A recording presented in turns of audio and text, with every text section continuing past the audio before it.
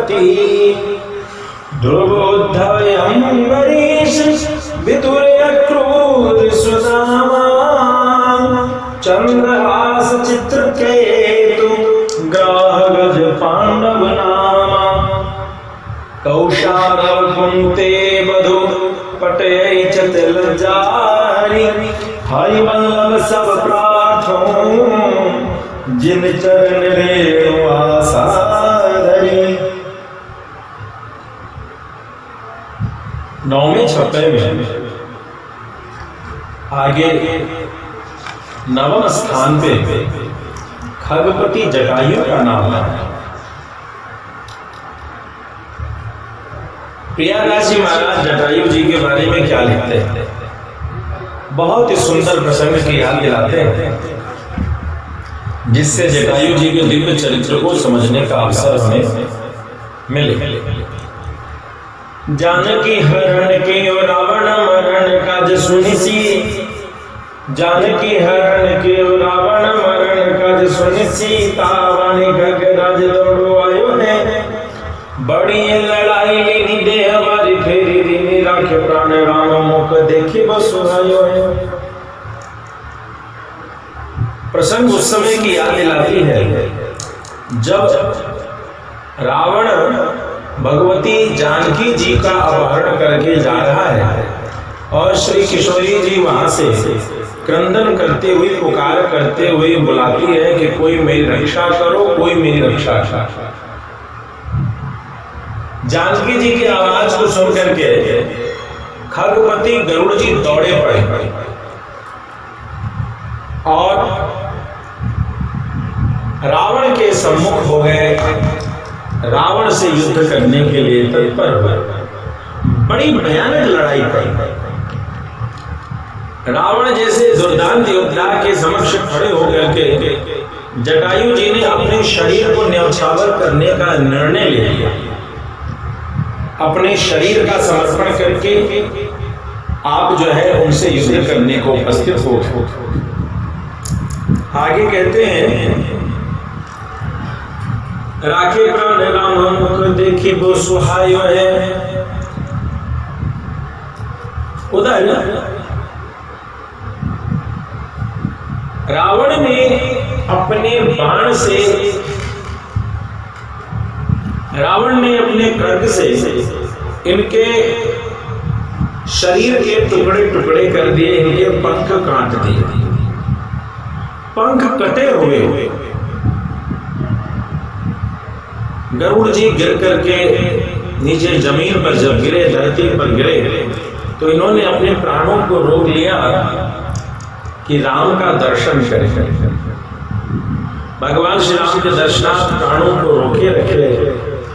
भगवान श्री राम की प्रतीक्षा में उस कष्ट को स्वीकार कर बैठे। आए अब गोद शेष धारी दृगदार से चौदही सुधि लई गति तनहु जरायो है। दशरथ वर्तमान कियो जल दान अति सन्मान निज रूप धाम पायो है। भगवान श्री राम वहां पहुंचे, पहुंच करके उन्होंने उनके शीश को, उनके सिर को अपने गोद में स्थान दिया और गोद में स्थान देकर के जटायु जी की स्थिति को देख करके भगवान श्री राम करुणा से भर गए। उनकी आंखों से करुणा की धार गिरने लगी। दशरथ के समान जटायु जी को जान करके आपने तिल जल, जो किसी श्रेष्ठ के मरने के बाद, मृत्यु होने के बाद सनातन परंपरा में तिल जल देने का विधान है, वह आपने अपने पिता के समान जान करके जटायु जी के प्रति वही आचरण किया।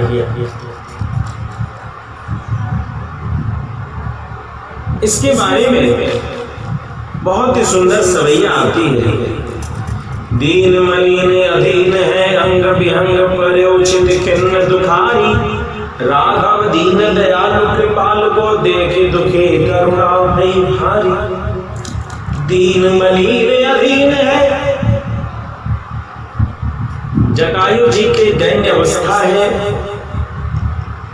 शरीर में चोट लगे हुए हैं, पंख कटा हुआ है, चोंच पंजे इन सब में पीड़ा है। इस अवस्था को देख करके राघव दीन दयालु कृपालु को, दीन दयाल भगवान ने जब ये अवस्था देखी तो उनके हृदय में करुणा के सागर के हृदय में करुणा भर गई। भगवान के कई दिव्य अलौकिक गुण हैं, लेकिन उन गुणों में भक्तों पर कृपा करने के लिए जो विशेष गुण है वह गुण क्या है? तो वह करुणा निधान है। भगवान करुणा निधान है, करुणा के सिंधु है, करुणा के भंडार है। ध्यान देंगे श्री रामचरितमानस में जब श्री हनुमंत लाल जी महाराज ने बहुत सारी बातें कही, मगर भगवती श्री जानकी जी को यह विश्वास नहीं हो पा रहा था कि यह राम के दूत हैं। तब हनुमंत लाल जी महाराज ने कुछ घोषणा की है, राम दूत में मातु जानकी, सत्य शपथ करुणा निधान की। करुणा निधान भगवान की शपथ खा के मैं कहता हूं कि मैं उनका दूत हूं। यह करुणा निधान एक ऐसा गुण है जो भक्त ही जानते हैं। अन्यथा राम तो दशरथ के पुत्र हैं, लक्ष्मणाग्रज है, लक्ष्मण के बड़े भैया हैं, भरताग्रज है, भरत भैया के बड़े भाई हैं, कौशल्या नंदन है। इन गुणों से तो सबको मतलब है, सभी प्रकार के लोगों को मतलब है। जो राजनीति में पकड़ बनाना चाहते हैं, जो इतिहास में पकड़ बनाना चाहते हैं, जो अन्य अन्य ज्ञान की विधाओं में जो अपना प्रवेश चाहते हैं, वो श्री राम के इन अनेकानेक रूप और गुण की चर्चा करते रहते हैं। किंतु भगवान का जो विशेष गुण करुणा निधान, कि भगवान करुणा के सिंधु है, इसी एक गुण की विशेषता यह है कि इसी एक गुण को पकड़ करके भगवान के भक्त उनके चरणों के आश्रित समस्त जीवन जीते। तो क्या हुआ? रघुनंदन करुणा से भर गए, और रघुनंदन जब करुणा से भर गए तो स्थिति क्या है, दृश्य क्या है? गीत को गोद में राखी कृपा निधि, नयन सरोजन में भरी बारी, बारह बार सुधारत पंख, जटायु की धूरी जटान सुझारी। रघुनंदन ने जटायु के सिर को अपने गोद में रख लिया, नयन सरोजन में हरी बारी, और उनकी इस स्थिति को देख करके करुणा निधान भगवान के आंखों में अश्रु की धार बह निकली। भगवान रोने लगे।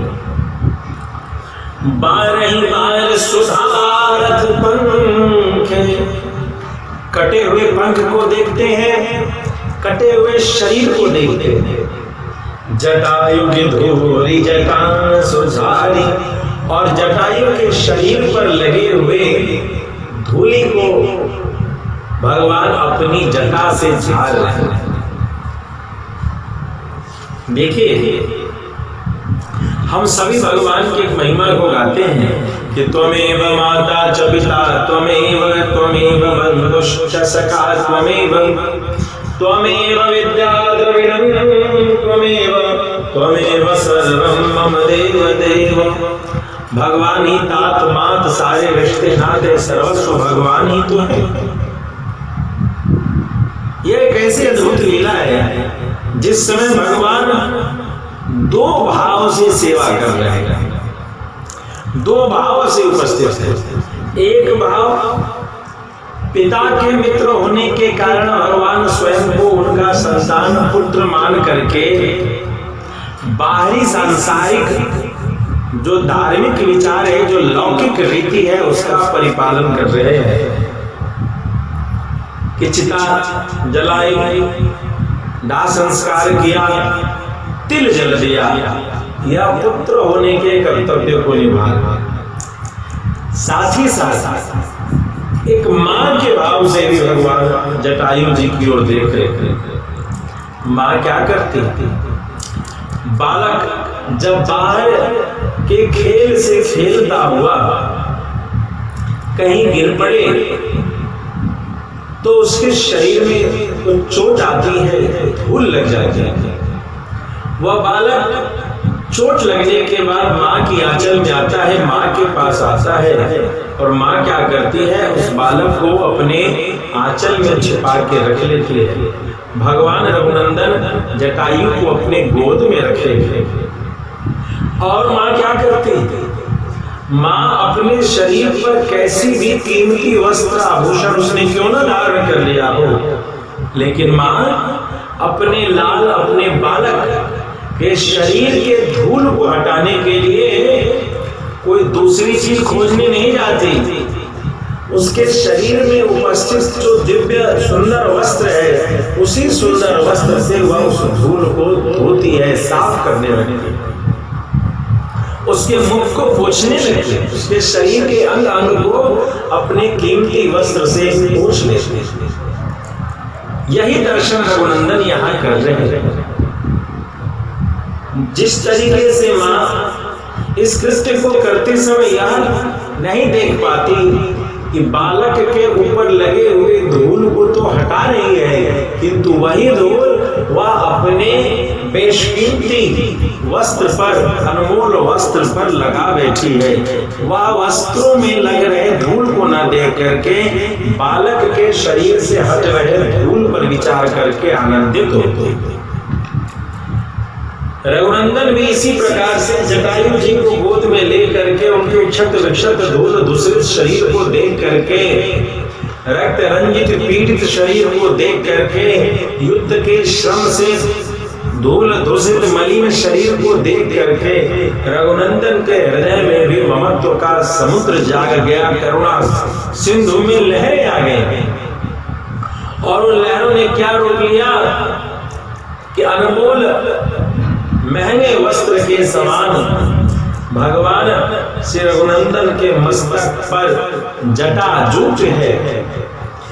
13 वर्षों की तपस्या का, विरक्ति का, त्याग का, प्रतिष्ठा का, मर्यादा का जो प्रतिरूप है वह जटा उनके सिर पर।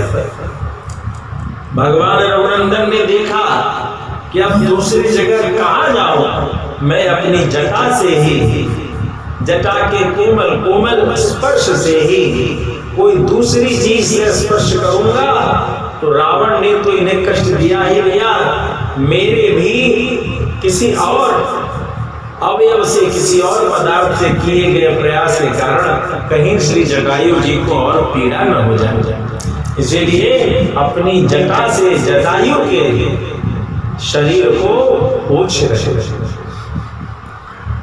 ये जटा क्या है?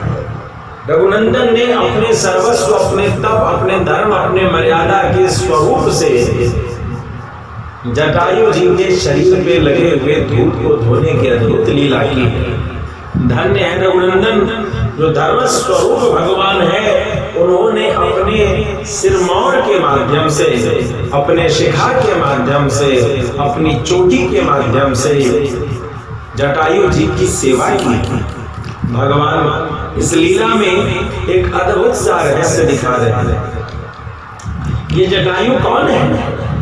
भगवान के पास दौड़ करके हम सभी अपनी याचना करते हैं कि हे प्रभु हमारे दुखों को दूर कीजिए, और भगवान दौड़ करके जीवात्मा के दुख को दूर करने के लिए, अद्भुत लीला करने के लिए दौड़ पड़ते। वहीं पर इस लीला में भगवती श्री जानकी जी के क्रंदन पुकार को सुनकर के जीवात्मा स्वरूप या जटायु उनकी सेवा के लिए दौड़ पड़े। तो यह विपरीत लीला है। एक तरफ भगवान दौड़ के भक्त की रक्षा करते हैं और यहाँ भक्त स्वयं दौड़ करके भगवती जानकी की रक्षा करने के लिए दौड़ पड़े। यह अद्भुत लीला। तो ऐसे भक्त जो भगवती की रक्षा करने के लिए दौड़ पड़े, इन भक्तों के लिए भगवान अपनी जटा से सेवा प्रस्तुत कर रहे हैं। सच ही तो है भगवान का यह वचन कि भक्त मेरे मुकुटमणि मैं निज भक्तन को दास, क्योंकि भगवान अपने शिर शेखर के द्वारा ही अपने जटायु प्रिय भक्त की सेवा करते हैं। आगे दोहा में लिखा गया कि दशरथ से 10 गुण भगति साहित्य का सुकृत काज, तुलसी सोचत बंधुजित राम गरीब निवाज। दशरथ से 10 गुण भगति, दशरथ से 10 गुना प्रेम है, श्रद्धा है जटायु की तरफ। सहिष्णुता सुकृत काज, तुलसी सोचत बंधुजित। दशरथ से 10 गुना मान दे के सम्मान दे करके अपने भाई लक्ष्मण के साथ भगवान गरीब निवास श्री राम ने उनकी सेवा की, उनके प्रति अपने कर्तव्यों को किया। मुए मणि है सकल गरीब पहर के बीच, लही न काहू आज लो गीत राज की नीच। मुए मरद मरी है सकल, क्या संसार में कोई बचेगा? सब के सब मरेंगे, एक घड़ी में मर जाए कि अगले प्रहर में मर जाए, मरना तो सबको तय है। लेकिन लही न काहू आज लो, आज तक किसी को ऐसी गति नहीं मिली जो गीधराज को मिली। क्यों ऐसा कहा जाए? क्योंकि भगवान के द्वारा उपदिष्ट वेद मार्ग के विधान को, धार्मिक व्यवस्था के मार्ग को, परंपरा के मार्ग को अपना करके कोई भी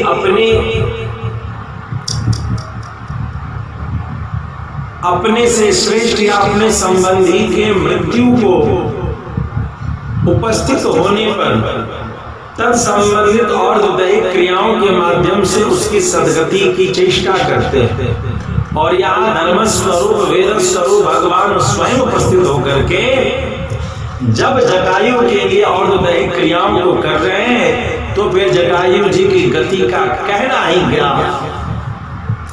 एक तरफ भगवान के उपदेश से संसार में रहने वाले जीवगण अपने पितरों के, अपने संबंधियों के उद्धार के लिए धार्मिक विधियों का अनुशीलन अनुपालन करते हैं। और यहाँ जटायु जी की लीला में दूसरी तरफ ऐसा दिखता है कि भगवान स्वयं ही उपस्थित होकर के अपने दिए गए उपदेश का परिपालन करने के लिए उनके प्रति और दैहिक क्रियाओं का संपादन कर रहे हैं। गोद शीस धरि पितु सखा जानि कृपा के नाम, झारी धोरी जटायु की निज जटान सो राम। पितु सखा चक्रवर्ती सम्राट महाराजा धीराज दशरथ जी की सखा जान करके उनके सिर को अपने गोद में रखा कृपा सिंधु भगवान ने, और झारी धूरी जटायु के शरीर में लगे हुए धूल को अपनी जटा से, अपने तपस्या के प्रतीक से भगवान झाड़ रहे हैं। ऐसा लगता है जैसे भगवान कहते हैं कि मेरे भक्त मेरे लिए नियम व्रत तप आचरण करते हैं, व्रत करते हैं, और मेरा व्रत, मेरा तप, मेरा नियम, मेरा सर्वस्व यदि कभी भी समर्पण होने के लिए खड़ा होता है तो वह सभी व्रत तप नियम आचरण मेरे भक्तों पे मैं बारंबार समर्पित करता हूँ, बारंबार समर्पित करता हूँ।